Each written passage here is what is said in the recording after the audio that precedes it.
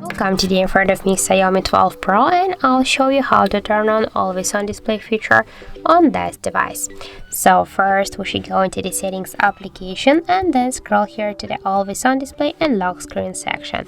Now just tap here to the always on display, and to activate the AoD you should click here once on the switcher, and here we can change the display items for 5 seconds after tapping always by schedule, so we can here set the start time and end time, or just to turn off then the battery saver is on.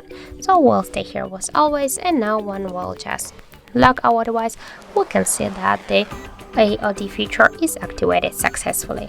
So that's it, thank you for watching, and if you find this video helpful don't forget to leave a like, comment and to subscribe our channel.